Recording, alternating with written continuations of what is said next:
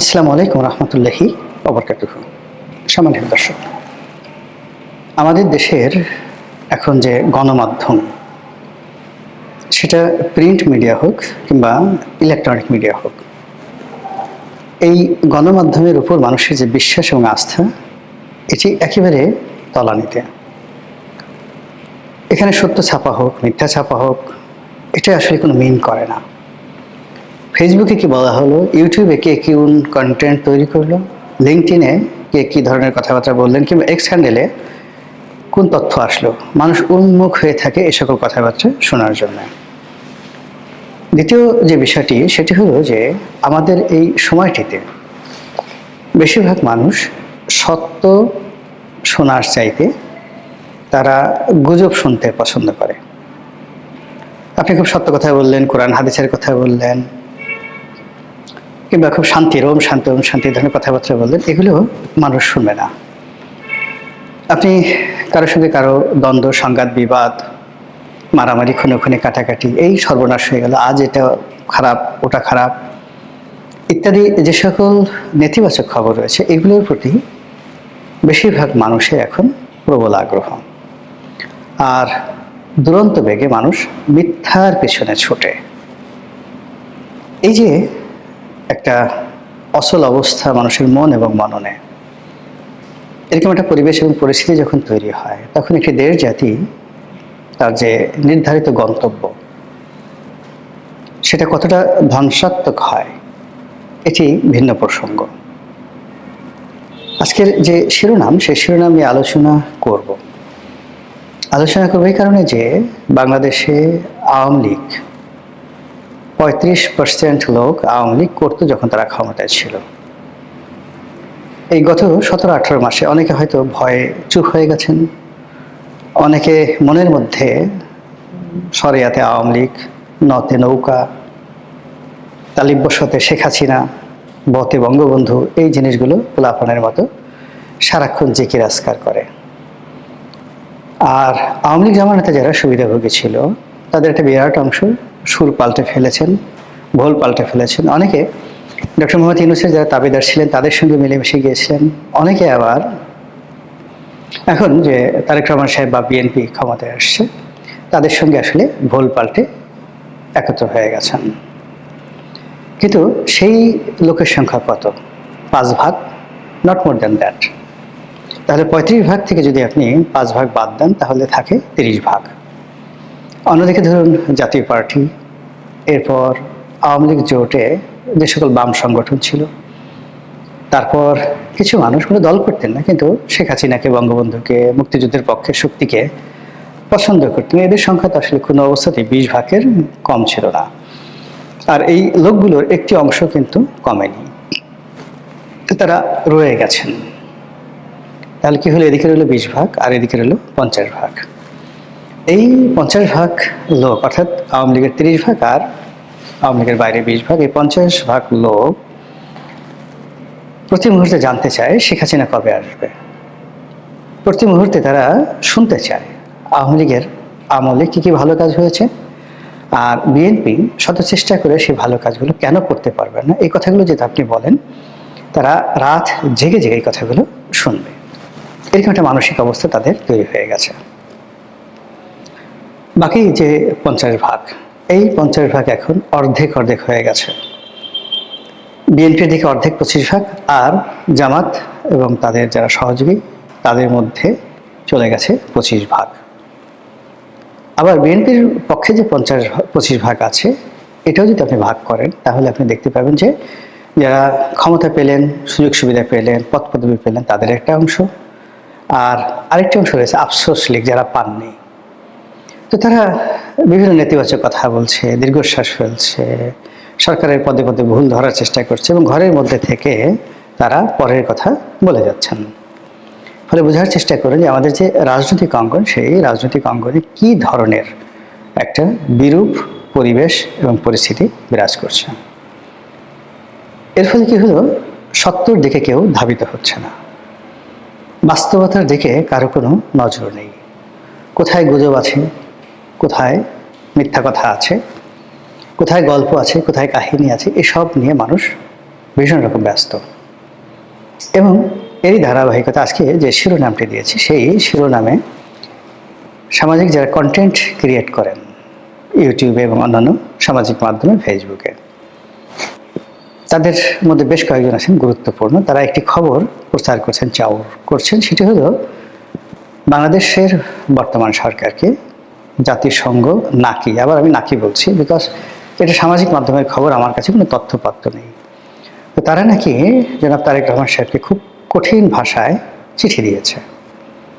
কোন ক্ষমতা বলে, কোন বিধি বলে আওয়ামী লীগকে নিষিদ্ধ করা হলো, সত্য মিথ্যা জানি না।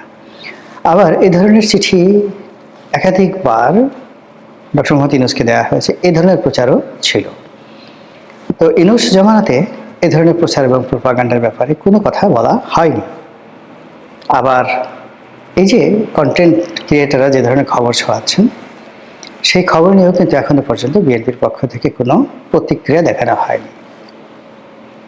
ক্ষমতা কেন্দ্রিক যে প্রেস এবং মিডিয়া রয়েছে এবং ক্ষমতাকে তোয়াজ তদবির করা যে সাংবাদিকরা রয়েছে, তারা খুব সুকৌশলে এই বিষয়গুলো এড়িয়ে যাচ্ছেন। আর এগুলো যত বেশি এড়িয়ে যাচ্ছেন, তত বেশি সামাজিক যারা কন্টেন্ট ক্রিয়েট করেন বা ইউটিউব বা অন্যান্য যে গণমাধ্যম নয়, সামাজিক মাধ্যম যারা প্রভাবশালী, তারা এই বিষয়গুলোকে আবার সামনে টেনে নিয়ে আসছেন। ফলে প্রতিদিন, প্রতি মুহূর্তে, প্রতি ক্ষণে আওয়ামী লীগের যে অপরিহার্যতা, প্রয়োজনীয়তা, এটি মানুষের মন এবং মস্তিষ্কে ছড়িয়ে যাচ্ছে।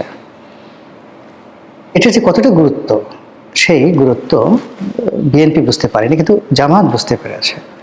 তো জামাত যখন বুঝতে পারার কারণে তাদের একটা বিরাট বট বাহিনী ছিল। সেই বট বাহিনী অবিরতভাবে গত 4-5 বছর ধরে আওয়ামী লীগের বিরুদ্ধে তারা প্রোপাগান্ডা ছাড়াতো। কিন্তু তারেক রহমান সাহেব ক্ষমতা লাভের পর, বিশেষ করে তিনি যখন বাংলাদেশে এলেন 25 তারিখে, এরপর থেকে জামাতের যে বট বাহিনী, তাদের প্রচার এবং প্রোপাগান্ডার ধরন সামান্য আওয়ামী লীগের দিকে সামান্য আছে, আর বাকি বেশিরভাগ সময় এখন তারা বিএনপির বিরুদ্ধে, তারেক রহমানের বিরুদ্ধে, তারেক রহমান সাহেবের পরিবারের বিরুদ্ধে। সেই সাবেক 1-11 সময়টিতে কী হয়েছে, তার আগে 2001 থেকে 2006 পর্যন্ত বিএনপি কী ভুল করেছে, আবার এখন বিএনপির লোকজন কি করছে, এগুলোকে ঠাট্টা, মশকরা, টিটকারি, স্যাটায়ার, প্রতিটি ভাষায় কার্টুন দিয়ে, গল্প দিয়ে, কাহিনী দিয়ে, মিথ্যাচার দিয়ে বা সত্য এবং মিথ্যার সম্মিলন ঘটিয়ে মানুষের মনে বিএনপি সম্পর্কে এরকম একটা ধারণা তৈরি করে ফেলা হচ্ছে যে এ সরকার চালাতে পারবে না, এ সরকার বেশি দিন যাবে না। তারেক রহমান সাহেব আসলে কী করতেছে আমরা কিচ্ছু বুঝতেছি না, ভালো হচ্ছে না, এটা করার কি দরকার ছিল?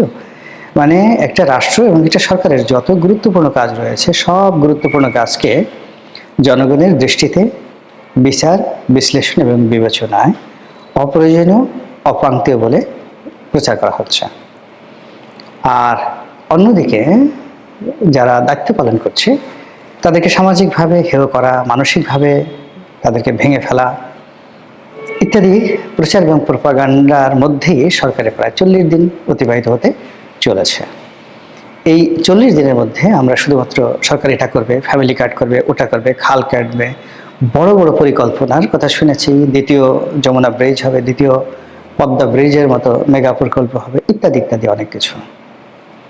আর যেটা হয়, রাজনৈতিক সরকার আসলে, বাংলাদেশের মতো রাষ্ট্রে ব্যাপক ফলক পরিবর্তন হয়। যে আন্তর্জাতিক বিমানবন্দর আবার আসবে, তারপর চন্দ্রিমা উদ্যান আবার জিয়া উদ্যান হয়ে যাবে, ইত্যাদি ইত্যাদি নানা রকম যে বিষয়গুলো, এগুলো পুরোদমে চলছে। আবার অন্যদিকে আওয়ামী লীগের যারা লোকজন আছে, তারাও তো এই যে সরকারের দুর্বলতা, তারা তো বুঝে 17 বছর তারা কন্টিনিউয়াসলি সরকার চালিয়েছে। তো এই যে 16-17 বছর তাদের সরকার চালানোর অভিজ্ঞতা, সব মিলিয়ে সরকারের দুর্বলতা, এবং এখন তারা ক্ষমতাহীন, তারা বুঝে যে সরকারের কোন কোন জায়গাতে ব্যথা আছে, বেদনা আছে, তারা এই রাষ্ট্রটি রেখে গেছে, কোন কোন জায়গাতে কোন অবস্থায় রেখে গেছে, এটা তাদের মুখস্থ। এই জায়গাতে শক্তি আছে, এই জায়গাতে ঘা আছে, অভিঘাত আছে, এই বিষয়গুলো জেনে তারা তো নাকে তেল দিয়ে ঘুমাবে না। তারা এই জায়গাগুলোতে আঘাত হানবে, এমনভাবে আঘাত হানবে যেন সরকার পর্যদস্ত হয়, বিপর্যস্ত হয়, এবং সেই কাজটি হয়তো তারা শুরু করে দিয়েছে। এখন এগুলো সরকার কিভাবে মোকাবেলা করবে, এটা তাদের ব্যাপার। কিন্তু আমি যে শিরোনামটি এটা বলেছি যে জাতিসংঘ কিংবা ধরুন মার্কিন প্রশাসন কিংবা ইউরোপীয় ইউনিয়ন থেকে শুরু করে অন্য যে আন্তর্জাতিক সংস্থাগুলো রয়েছে, প্রায় সকল সংস্থার সাথে আওয়ামী লীগের এই গত 15 বছর 16 বছরে তাদের একটা নিদারুণ সম্পর্ক হয়েছিল। মার্কিন প্রশাসনকে কিভাবে নিজেদের পক্ষে ব্যবহার করতে হয়, জাতিসংঘকে কিভাবে দলের পক্ষে, রাষ্ট্রের পক্ষে, সরকারের পক্ষে ব্যবহার করতে হয়, এই পলিসি তাদের জানা আছে। এই কাজ করার জন্য যে টাকা দরকার সেটা তাদের আছে। এই কাজ করার জন্য দেশে এবং দেশের বাইরে যে লোকবল দরকার সেটা আছে। কাজে তারা এরকম কাজ করবে, এটাই স্বাভাবিক। এবং আপনারা ইতিপূর্বে জানেন যে যখন 2001 থেকে 2006 পর্যন্ত বিএনপি ক্ষমতায় ছিল, তখন তো জনাব সজীব ওয়াজেদ জয় তিনি বয়সে অনেক নবীন ছিলেন, অভিজ্ঞতা ছিল একেবারে কম, কিন্তু তারপরে ওই সময়টাতে মার্কিন লবিস্ট গ্রুপগুলোর সাথে এবং বিভিন্ন লবিস্ট ফার্মের সাথে সজীব ওয়াজেদ জয় যে গুরুত্বপূর্ণ সম্পর্ক গড়ে তুলেছিলেন, এবং সেই সম্পর্ককে কাজে লাগিয়ে মার্কিন ট্রেজারি ডিপার্টমেন্ট, মার্কিন যেটাকে বলা হয় হোমল্যান্ড সিকিউরিটি ডিপার্টমেন্ট, তারপর মার্কিন যে department of justice, Pentagon, white house, বিভিন্ন গভর্নর অফিস, বিভিন্ন কংগ্রেসম্যানের অফিস, এইগুলোতে সরকার বিরোধী অর্থাৎ তৎকালীন জামাত এবং জোট সরকার বিরোধী একটা যাকে বলা হয় প্রভাকাণ্ডা তারা এস্টাবলিশ করতে পেরেছিলেন। ফলে কী হলো, বাংলাদেশ জঙ্গিতে ভরে গেছে। এখানে আল কায়দা কিংবা তালিবানদের চাইতেও বৃহত্তর শক্তিশালী একটি পক্ষ, যা কিনা আমেরিকার জন্য মানে মারাত্মক সমস্যার সৃষ্টি করবে, এরকম একটা ন্যারেটিভ কিন্তু তখন ওই মার্কিন লবিস্ট গ্রুপরা সজীব ওয়াজেদ জয় এবং আওয়ামী লীগের পক্ষে কাজ করে পুরো মার্কিন প্রশাসনে সেটা তৈরি করে ফেলেছিলেন। ফলে জামাত, বিএনপির বেশ কয়েকজন শীর্ষ নেতা ইনক্লুডিং তারেক রহমান সাহেব সম্পর্কে মার্কিন পররাষ্ট্র দপ্তর, মার্কিন ডিপার্টমেন্ট অফ জাস্টিস এবং তাদের যে সামরিক বাহিনী এবং তাদের যে সকল গোয়েন্দা সংস্থা রয়েছে ইনক্লুডিং FBI, এ সকল প্রতিষ্ঠানে বিএনপি, জামাত এবং তারেক রহমান সাহেবের যে ভাবমূর্তি, এটা আওয়ামী লীগ সে আজ থেকে প্রায় 20 বছর আগে কতটা ক্ষতি করতে পেরেছিল, সেই ক্ষতির রেশ এখনো কিন্তু বিএনপি কাটিয়ে উঠতে পারেনি।